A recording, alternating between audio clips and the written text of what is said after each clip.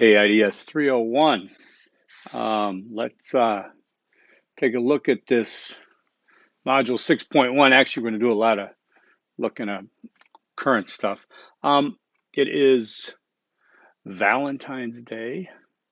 It is, what is it, February 14th. It is 8:30 in the morning. I want to get this out to you because today I'm probably going to get swamped with maps assignments that only a few others have had the courage to submit. I appreciate your courage, okay? Um, and let's see. So I want to look at, I'm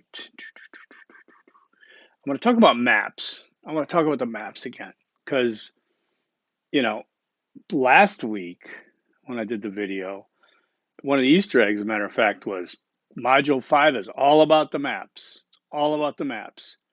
So if you're waiting till today to start, might not have a good outcome for you, okay? The Easter egg wasn't take the week off until Sunday. I mean, so it's up to you, but I'm sure you're working on it, okay? I just want to keep that expectation because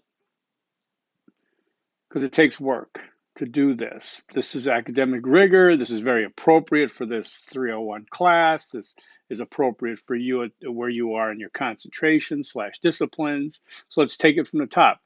The disciplines, as I talked about the other day, concentrations, disciplines. For this class, it's the same thing. It's the same thing. If you have a field, a concentration that's so bizarre that you don't think you could do a MAPS on, you probably should have got a hold of me by now. Okay. The example that I had for myself was human rights. I don't believe ASU offers a degree in human rights. I'm not sure who does. It was one of my concentrations, and I did the MAPS, and I did it with human rights. Okay. So you want to do that. So let's go through the content first, what I'm looking for. Description of the discipline and the subject matter are, what is this discipline? What does it does it do? What does it intend to do? What is it telling us about? What is it teaching us? What is tell us, give us some background on it. Give us what it teaches, okay? Do not use the dictionary. Do not use an encyclopedia. Do not use any pedias. Use sources that are academically rigorous. Do not hot link any sources anywhere in the paper except in the works cited list, okay? So back up your claims. How do you know which claims to back up? This is a good question. Thanks for asking it. But it's true. That's a confusing point for some. How do I know what to cite? I mean, we'll put it this way. You shouldn't go through any of these sections without citing somebody because that's the extreme. The extreme would be no citations, right? In a section or whatever, or a paper or whatever.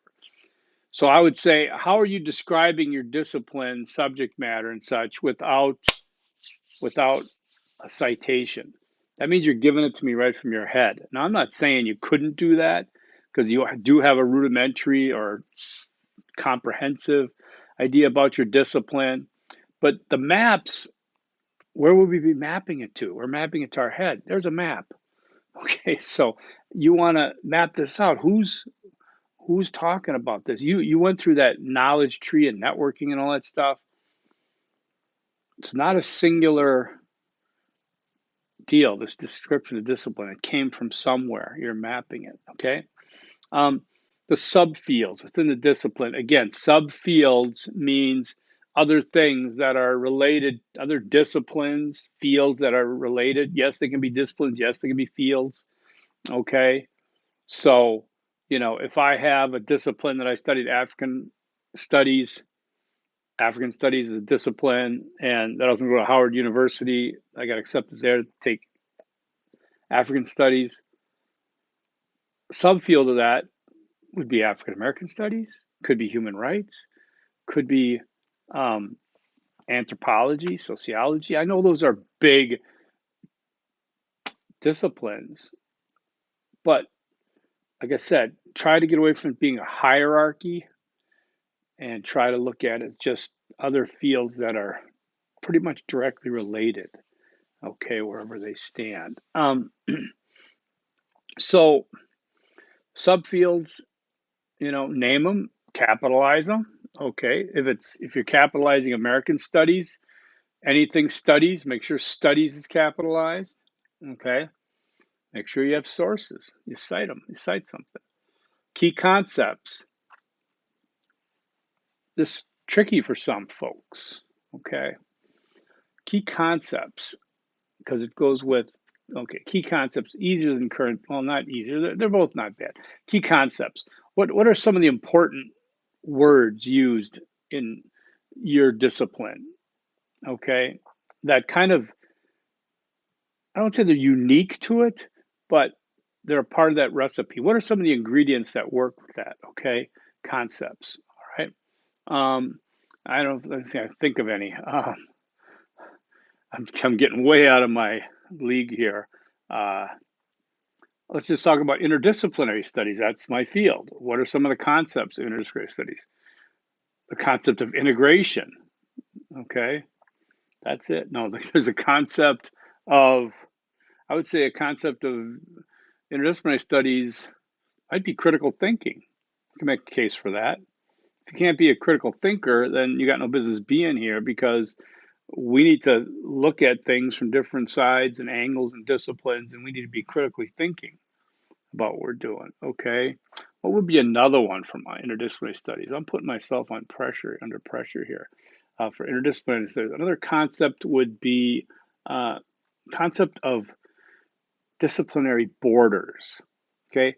It's kind of like an opposite concept. We know that they're there and we have to spot them, but we kind of ignore them. But it's a concept to realize it's there.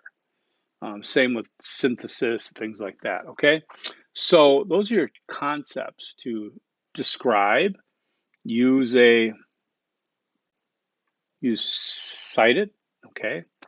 Current theories. Again, theories should be capitalized. They should typically end in theory, or they start with theory of evolution, or project management theory. I don't know, what is it? There's my yawn. Okay, but looking at theories. Okay, so Greg, get sources for this. And again, if I take you halfway through this to a side note on how do you get all these sources too, besides going through the search in the library, yes, you can search Google. It's not the end of the world. Just be discerning, okay? Ask the questions, you know, theories of music, and see what comes up. See what sources you got there. See if they're journals. They should be. Okay, I'll get to another way, but so you got theories here. All right. Academic journals. Academic journals typically include the word journal. I don't know if any of that don't. I wouldn't even recommend that you use one that doesn't, because then I got to find out if it's really a journal. But if I see Journal of English Literature, it's a journal, academic journal. Okay. Journals are not articles. Journals are like magazines. And I don't know if you remember magazines, God, but magazines used to come like every month, every couple of weeks, and we'd read our magazines, and we'd look who's on the cover. Oh, it's George Clooney. Yeah, I get AARP, and it's a magazine. Okay, all right. Journals are like this. They come in hard. I mean, in books here. I got it. Don't panic. Issues in interdisciplinary studies. By the way, this is William H. Newell, Bill Newell. You'll be reading about him, Module 6. He was a great guy and one of the leaders in the field, and he passed away when this came out. This is an annual publication, formerly Issues in Integrative Studies. This thing goes back and forth, okay? But this could be considered a journal, because actually there is another one that comes out every month, I believe, every couple months, and it gives out, yeah, this is a special, I think, an annual special, but our journal is the same as this. And I think I have them all at my office, which I haven't been in a year. Journals are compilations on a regular basis of articles and research that get published that are peer reviewed. That's a journal. Okay, an article is not a journal. Okay, all right. So don't hot link them in here, cite them. Okay, professional/academic associations. This one's tricky. I'd almost rather get rid of professional. I don't want you to rely on that first. Some are like, I could see a professional association of engineers that is appropriate here, okay? Because engineering and things that you learn and you take out in the world and you improve the world in how you're doing it, medical journals maybe or associations, dentistry, things like that. They could be professional. I want you to be careful there, okay? Even real estate, you can have professional associations. Be careful that it's not just a glorified club that you have to that doesn't really add to the field, the academic field. Academic associations will do that. Okay, the Association of Interdisciplinary Studies, and et cetera, et cetera. Cite those. Okay, research questions is a little tougher, but you know what? You'll find those in the journals. Just look for journal articles and you will find research questions there. Throw a couple in there because then I know that you know, and you're going to know that you know what research questions look like. Okay. Now, don't think that it's just going to jump out at you. A research question. Here it is. You're going to look at an article that looks like it's research, and you're going to discern the research question from there somehow. Okay. It's part of academic rigor. All right. That's what you do for research questions. Talk about that. Okay. Research methods / techniques. Some are very apparent. Just identify those. Okay. All right.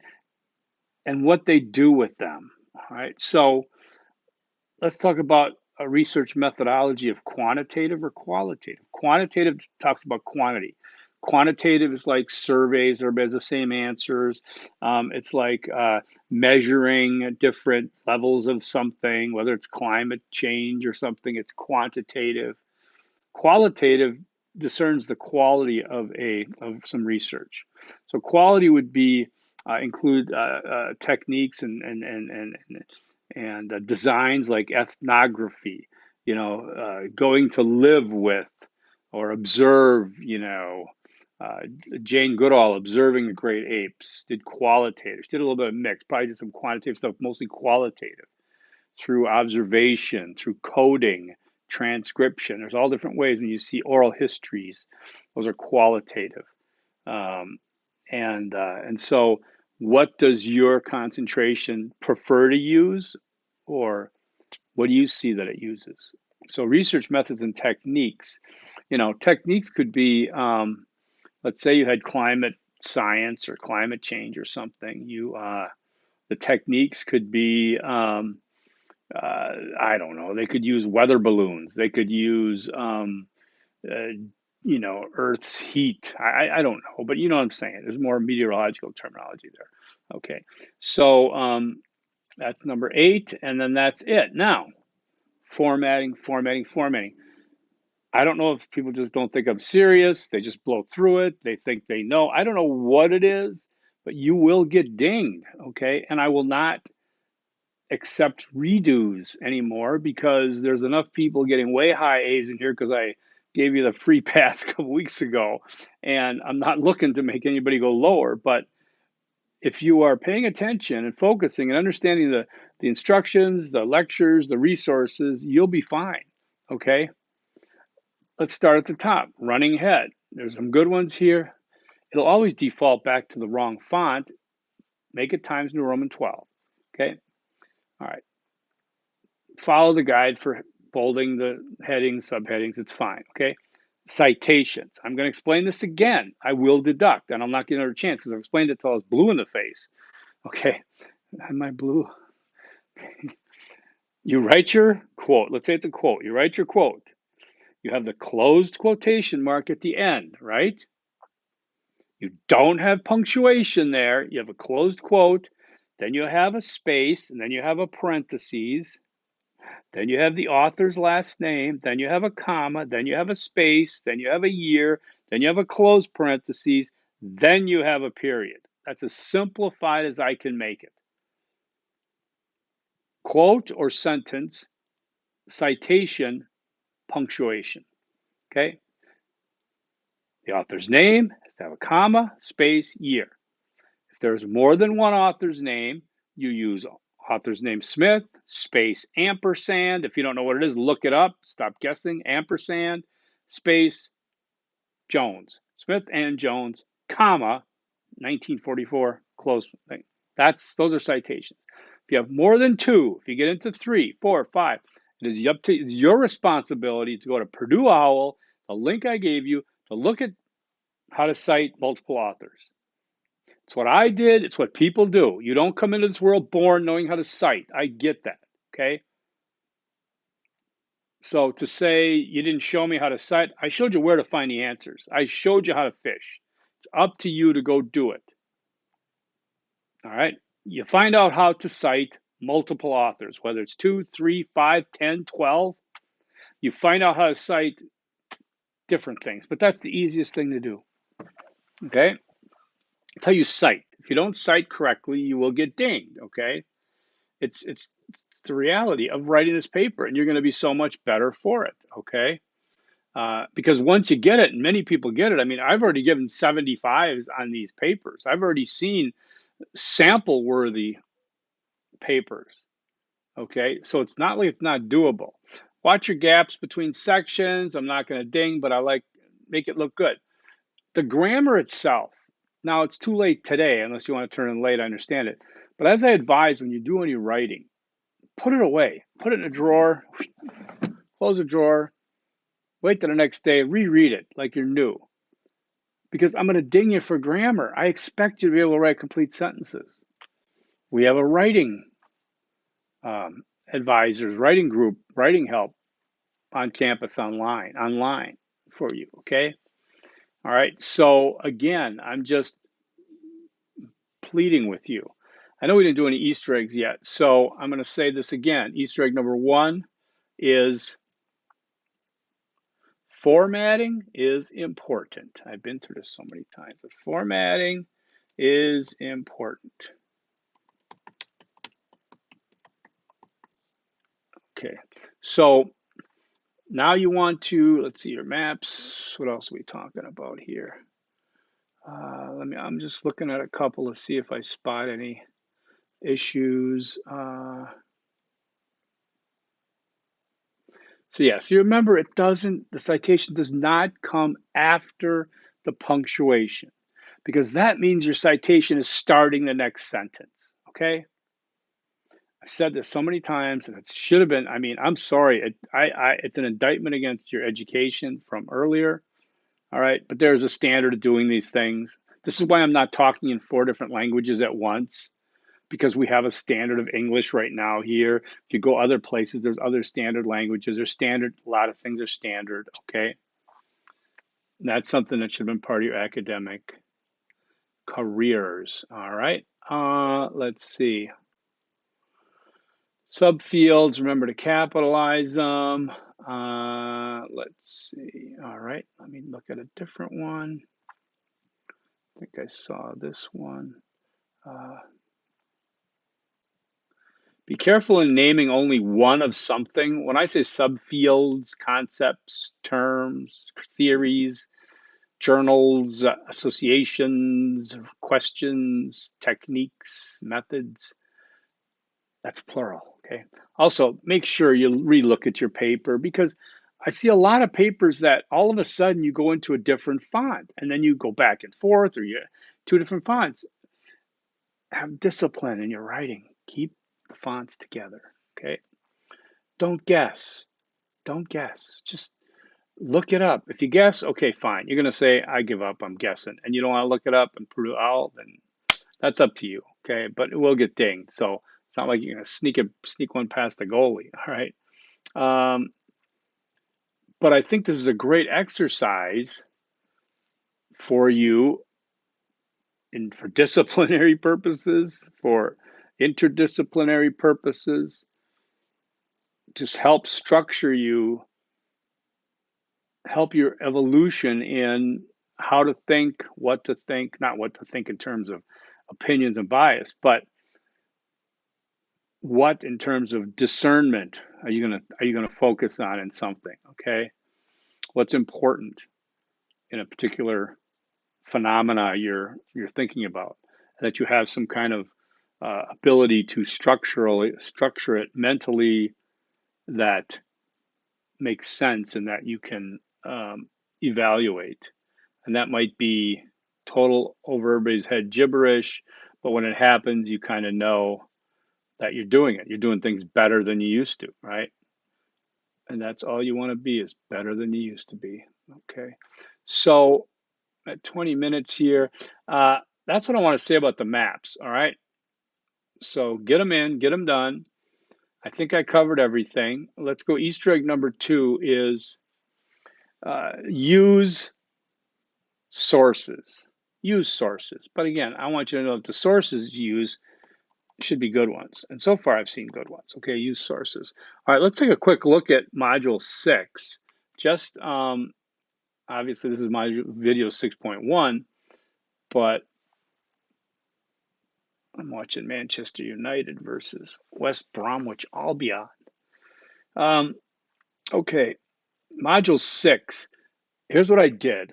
I pushed things back. I don't want you to get slammed with a lot of due dates coming up. So, working backwards, next Sunday, you have the quiz and the personal narrative paper due on Sunday. Saturday is the second discussion board, and Friday is the first discussion board. So, you've got time. What do you do at that time? Okay, well, in my opinion, if you don't have a good looking weekend coming, and get to those discussion boards. At least get your post in, and the one that has responses you come back to later. Get them done. Just because they're due on those late days doesn't mean to turn them in those late days. Okay? I'm trying to balance this between the people that have tough schedules during the week. So I'm letting them a chance that it's all on time Thursday, Friday, Saturday, Sunday. But then for the people who might be bogged up on the weekend, you got a chance to do it earlier. Okay? Not trying to punish or overly help anybody here. I just want it to be a fair thing that you don't have to take late penalties into consideration. All right. So look at the work that's due, because Dr. Brzdia, he did really well on these overviews. There he talks about that. You're going to read that on your own. This is the video. Learning materials there's reading chapters 9, 10, and 11. Benson's 5 arguments. Newell, the aforementioned Bill Newell. Okay, so again, Benson's going to take some arguments against interdisciplinary studies. He's playing devil's advocate. He's interdisciplinary, but he's going to give you 5 arguments about why this is all dumb that we're doing. Okay. Newell then is going to, because Benson feels that we have to know what our detractors are saying to understand how we're seen and what we need to elevate our field. Newell is going to make his case for interdisciplinary studies, his response to Professor Benson's 5 arguments. It's really good, and Bill Newell had a lot of passion towards this field. Then you got interview. Michael Brzdia talks with a former student. It's a good one. I use that one in my 302. Get some idea about Dr. Brzdia, who teaches here, is my colleague, my friend, my mentor. Number 5 is Bohm on communication. Dr. Brzdia is a David Bohm enthusiast, scholar, writes about him. David Bohm, I think he's like a physicist type of thing. I can't remember. But read that about listening on communication. Supplemental material. Dr. Brzdia uses that a lot. We get the feeling, though, that if you're not required to read it, then people aren't going to do it. But you're adults, so go ahead and look at Barker, Gilbreth, and Stone, The Interdisciplinary Needs of Organizations. Zimdar's The World of Cross-Functional Teams. Newell, State of the Field. The Association for Interdisciplinary Studies is a website, part of our group. Alpha Iota Sigma is a chapter of National Honor Society for Interdisciplinary Studies. Yes, we have one. And the International Network for the Science of Team Science, which our colleague Andy Hess is involved in. Now, the interesting thing about these things, if you're taking my 302, you're going to get into these in 302. So if you read them here, you'll be way ahead of the curve in knowing what to do when the assignment comes. You actually got to write about one of those, okay? So I'll give you that. That's the learning materials. And then we got video 2 I'll put out. Then we got the IDS debate. You're going to read that. You're going to look at the articles. I'll make sure all these links work. But I think I'm going to wrap this up here. It's about 25 minutes. And let's get to it. Let's just, I don't want to get all pithy and profound here on the last Easter egg to remember, but I like to kind of make them memes, you know. Memes are mimetic type of things that, you know, that I have a book here called The Meme Machine. Oh, it's way over there. I'm going to reach it. It talks about memes. Memes, I think, were created either by Dr. Richard Dawkins, evolutionary biologist, uh, because we learn things. Memes now are, you know what memes are, they're on your phone, everything. But memes are actually a scientific terminology, I think, that has some merit there, what it is. All right, so let's call this Easter egg number 3 is, everybody's like, get to it. Would you get to it? I'm sorry, I'm drawing a blank. Easter egg number 3 is academic rigor. Okay, I know you got it. All right, academic rigor. I know you're going to demonstrate it. All right, so get a hold of me. Questions, comments, concerns. I'll be around all day, and let's go from there. Forks up. Peace.